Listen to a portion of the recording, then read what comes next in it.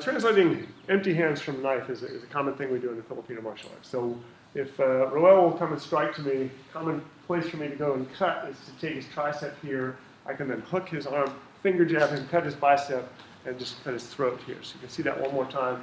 So I'm parrying this, and because I have a knife, because I have a far superior weapon in his hand, I don't need to actually retain the distance that he would be attacking me. I can just fade out and use my reach here to take out the muscles that he's attacking me with. So no bicep, no tricep, no useful arm. So again, I'm taking this off, I'm taking this, and I'm cutting the bicep here. I tie this up and I can cut his throat and just hammer away at him this way. So if I remove the knife from the equation, when he comes to strike, I have the same technique here. I use my knuckles as a blade. I slam them into the ulnar nerve is right in here. You feel that happy little spot right there? So I can bash away at this. When I finish this technique, I'm wrenching this arm as I finger jab him. Then I take my bicep, hammer it into the spindle cell fibers of his bicep like this. Really unpleasant. Then I can lock him up the same way. Now I don't have a knife, so now I change the technique a little bit so I can use my elbow. I'm hitting the temporal sphenoidal line on the side of the head. The suture is very vulnerable. Right behind it is the middle meningeal artery. Kill him.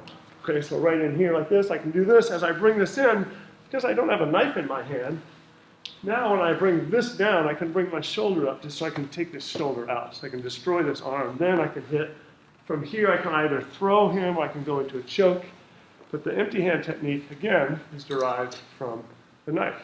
So if I have a knife that I have not opened, for example, in this balisong, I can use it in a closed way. So when he comes to strike me, now I have the pommel of the weapon. I still have the capacity to hook. I still have the capacity to hit here or here. When I finish this like this, I can either strike here or I can strike here. You feel how terrible that is. I also have his entire shoulder blade here. I can break it with this. I can also lock this in. You can feel how painful it is there. So each one of them and each permutation of a weapon can translate the technique a little bit differently. What I'm trying to learn to do is take the advantage of the weapon and apply it to the vulnerabilities of the target. So if we take another technique like that, I might take the bicep here. Another gunting means scissors. So I parry it and I slash his bicep right there. Very quick. He won't know it because I'm never going to show him my knife until it's coming out of him. Okay, so out comes there. When I finish this technique, I'm going to stab him. He's probably going to block. He can't block with this hand because his bicep doesn't work anymore. Okay, so when he reaches up to block, I take all these fingers off. Okay, and then I have him anyway. So if I do that technique slowly, bicep slash, fingers gone, throat. So if I apply that same technique to an empty hand technique, now, again, it's like I'm knocking on doors. Lots of ways I could do it. I could hammer fist it. I could hit like I'm knocking on a door. I hit that same bicep and you feel how joyful that is. Okay. So he's aiming for this. I'm going to control the distance and just gunting him right here.